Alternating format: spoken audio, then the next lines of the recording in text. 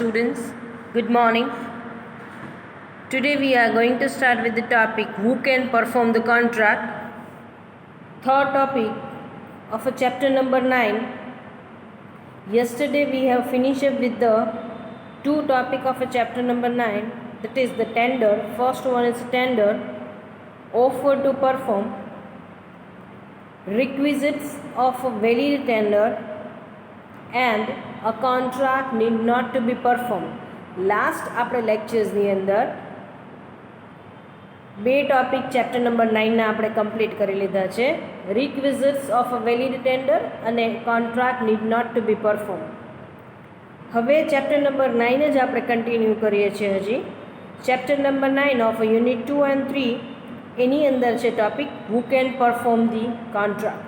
The title itself suggests who can perform the contract. It means કઈ એવી વ્યક્તિઓ છે જે કોન્ટ્રાક્ટની અંદર પરફોર્મન્સ આપી શકે છે. Naturally first one promisor himself. એ તો બહુ નેચરલ પાર્ટી છે કે જે વ્યક્તિએ કોન્ટ્રાક્ટ ઇનિશિએટ કર્યો છે, જેમને કોન્ટ્રાક્ટ કરેલો છે, એ પાર્ટી તો ખુદ પરફોર્મન્સ આપી જ શકે છે. સે ફોર એક્ઝામ્પલ, હું તમને ઓફર કરું છું, would you like to purchase my car in 5 lakhs? You sad yes. તો આઈ એમ ધી પ્રોમિસર પર્સન, બરાબર છે, હું ઓફરર છું, હું પ્રોમિસર છું, તો I need to perform the particular contract personally. પહેલી જવાબદારી કોને આવશે? Who can perform the contract? First initial responsibility lies with the promisor himself.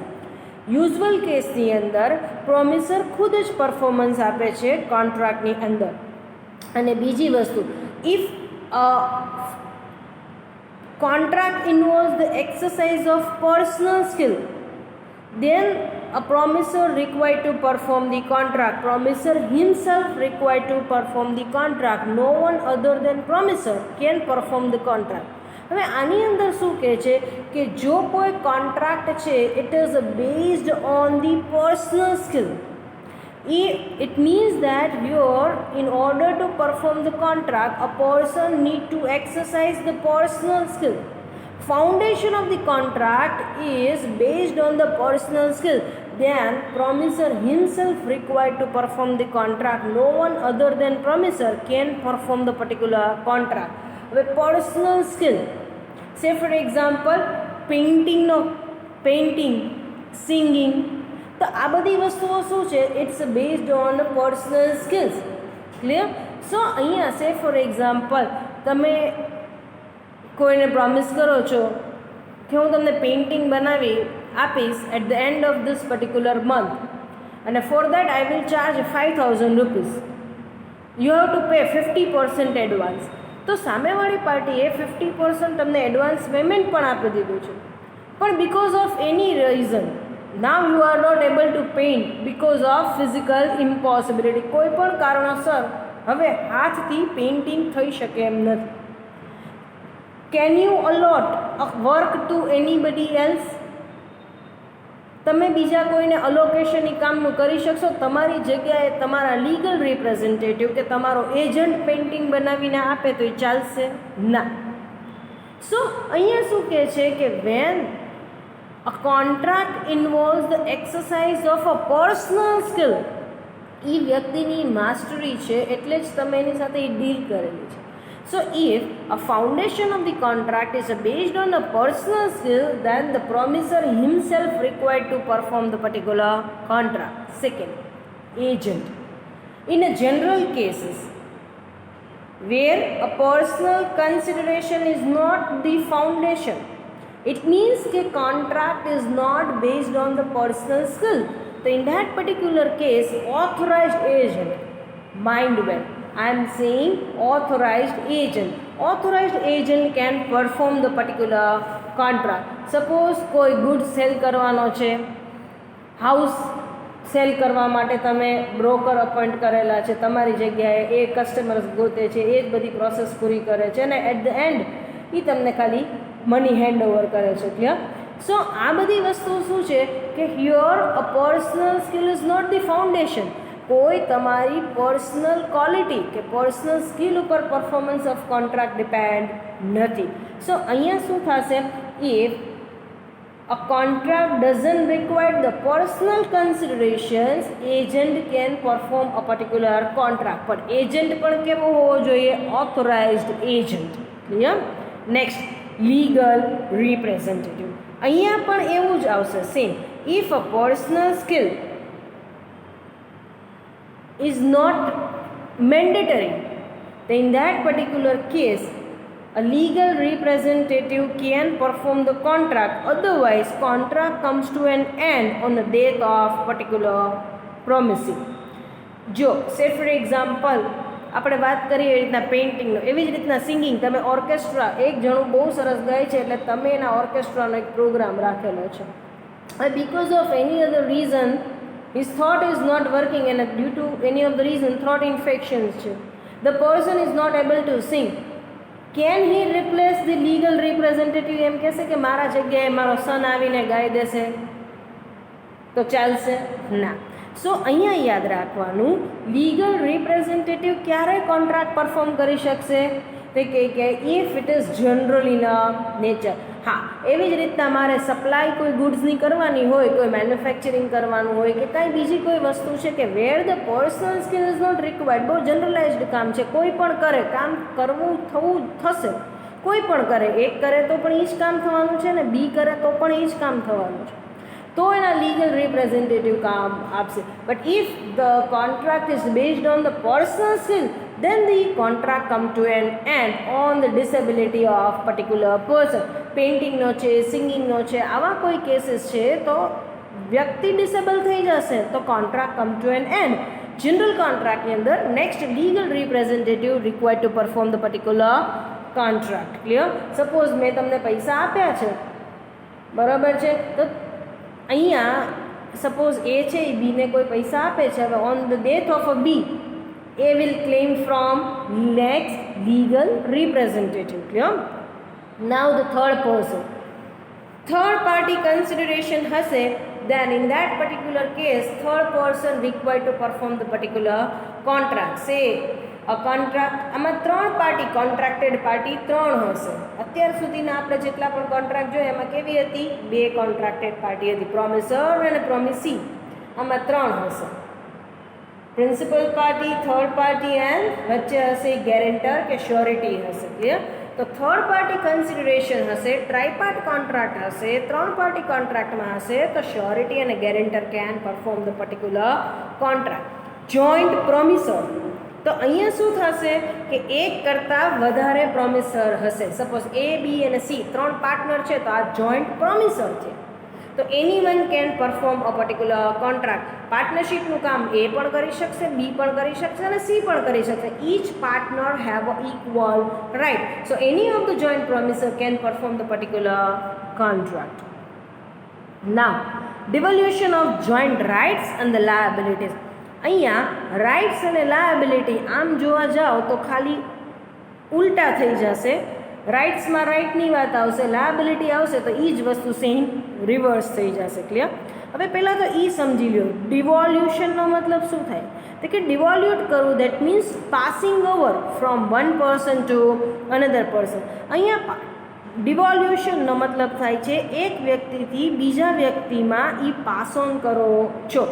Clear? So devolution means passing over from one person to another.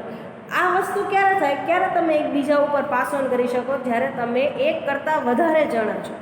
Suppose અમે બે જણા હોય તો હું મારું કામ બીજાને સોંપી શકું, એટલે એક કરતાં વધારે. એટલે ડિવોલ્યુશન ક્યારે પોસિબલ થાય? જોઈન્ટ પ્રોમિસી અને જોઈન્ટ પ્રોમિસર હોય તો. So when the two or more person have made the joint promise, they are known as joint promisors. તો અહીંયા ડિવોલ્યુશનની અંદર શું થશે તે કે simple example, A B C ત્રણ પાર્ટનર છે, બરાબર.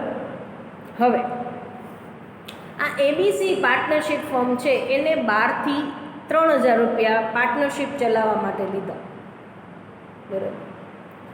તો હવે એ છે A because of any other reason insolvent declare થઈ જાય છે. એટલે બી અને સી ઉપર જવાબદારી આવી. તો જે 3000 એ બી અને સી ત્રણેય સાથે પાર્ટનરશિપ ચલાવે છે, એટલે એ લોકોએ 3000 લીધા, તો ઇક્વલ રિસ્પોન્સિબિલિટી ત્રણેયની જવાબદારી 1000ની આવશે.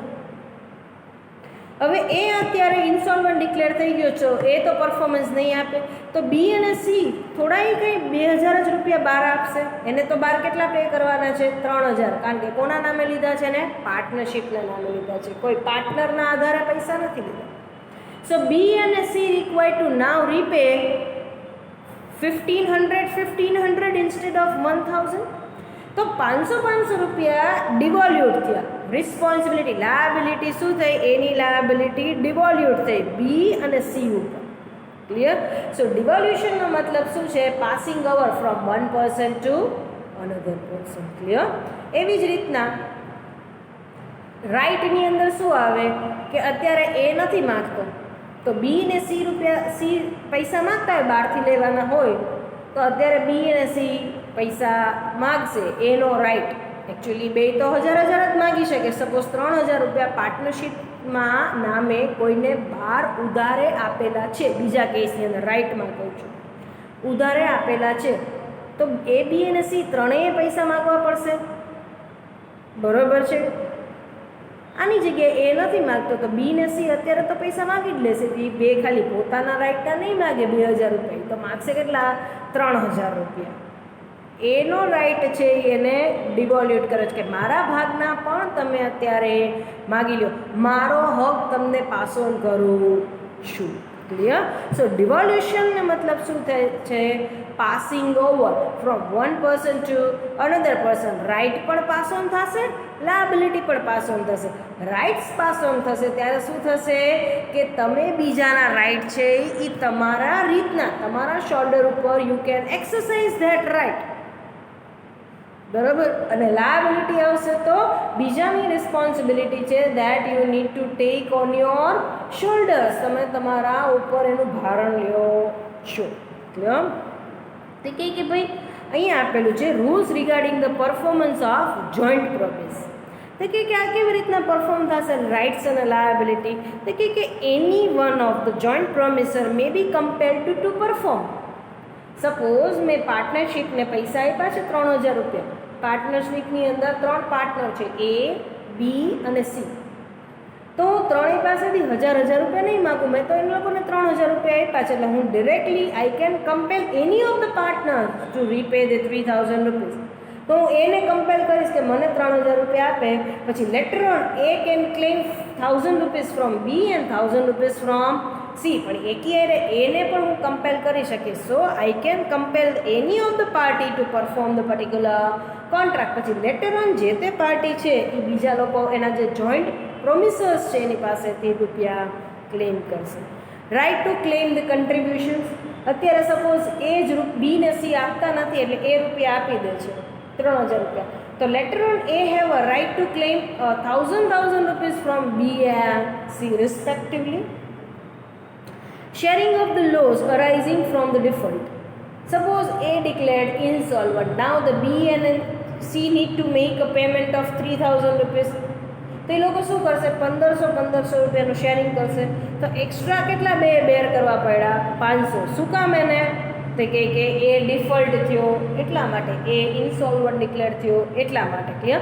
સો sharing of the loss arising from the default. કોઈ એક પાર્ટનર છે કે પ્રોમિસર્સ, જોઈન્ટ પ્રોમિસર કે પ્રોમિસી ડિફોલ્ટ થશે તો એના ભાગનું sharing rest of the promisor કરશે. Effect of the release of the one of the joint promisor. Suppose A B અને સી ત્રણેય પાર્ટનર છે, મેં ત્રણેય પાર્ટનર્સને 3000 રૂપીઝ આપ્યા છે પાર્ટનરશિપના નામે, પણ એ તો મારો રિલેટિવ છે, કઝિન છે. સો આઈ બેઝિકલી રિલીઝ ધ એ કે તારે કંઈ ચિંતા કરવાની જરૂર નથી, તારું પેમેન્ટમાં નથી જોતું, આ લોકો 3000 રૂપિયા મને બી ને સી આપશે. મેં રિલીઝ કર્યો છે, પણ whether B and C has release A? No. તો બી અને સી અત્યારે મને ભલે 3000 રૂપીઝ આપી દેશે, બટ લેટર ઓન બી અને સી કોની પાસેથી 500 ક્લેમ કરશે? એ પાસેથી ક્લેમ કરશે. Clear? So this is all about the devolution of the rights and responsibility. Devolutions ક્યારે પોસિબલ થશે? When there is a joint promisor and joint promisee. Joint promisor અને joint promisee હશે એવા જ કેસમાં ડિવોલ્યુશન પોસિબલ થશે. Rights and the liability. રાઇટ્સનો મતલબ શું છે કે તમારા કોઈ પણ એક જોઈન્ટ પ્રોમિસર્સ છે એના ભાગનો અધિકાર પણ તમે ક્લેમ કરો છો ત્યારે એને લેટર ઓન યુ રીપે. લાયબિલિટીઝમાં શું આવશે? તમારા જે જોઈન્ટ પ્રોમિસર્સ છે એની responsibility you are take it on your shoulders. તમે તમારા ખંભે લ્યો છો અને લેટર ઓન તમે અત્યારે તો આપી દો છો, પાછળથી એની પાસે કન્ટ્રીબ્યુટ ક્લેમ કરો છો. Clear? So this is all about the chapter number 9. In the chapter number 9 we have completed four topics. કયા ટોપિક્સ આપણે ચેપ્ટર નંબર 9 માં કર્યા છે? First, requisites of a valid tender, meaning of a tender and the requisites of a valid tender. ઇક્વેશનના ફોર્મમાં પૂછાય છે. Rest of the 3 topics are basically a short note topics. Clear? Consider it as a short note. એમાં આપણે લોકોએ complete કર્યો topic contract which need not to be performed. Clear? એની અંદર list છે કે એવા કોન્ટ્રાક્ટ છે જેનું પરફોર્મન્સ આપવાની રિક્વાયરમેન્ટ નથી. Now who can perform the contract? તો એની અંદર આપણે અધર દેન પ્રોમિસર તો ખરા જ, પણ એ સિવાયના બીજા કોણ લોકો કોન્ટ્રાક્ટ પરફોર્મ કરી શકે અને ક્યારે કરી શકે એની વાત કરી. નેક્સ્ટ આપણે લોકોએ જોયું devolution of the rights and the liabilities. એમાં આપણે ફર્સ્ટ મિનિંગ જોયું what do you mean by devolutions. Clear? અને પછી આપણે રાઇટ્સ અને લાયબિલિટીઝને રિવર્સ ફોર્મમાં જોઈ લીધા. રાઇટ હશે તો કોઈ એક જોઈન્ટ પ્રોમિસર્સના રાઇટ બીજા લોકો પરફોર્મ કરશે અને લેટર ઓન એને રીપે કરી દેશે. લાયબિલિટીઝની અંદર હશે તો અત્યારે કોઈ પણ એક જોઈન્ટ પ્રોમિસર્સની લાયબિલિટી બીજા લોકો શેર કરશે અને પછી લેટર ઓન એ જે લાયબિલિટી છે એ લાયબિલિટીઝ કોના ઉપર જશે? જોઈન્ટ પ્રોમિસર્સ ઉપર. ક્લિયર? સો તમને 3 શોર્ટ નોટ આપી. ક્લિયર? અહીંયા hereby we are completing our chapter number 9, performance of contract. Thank you so much.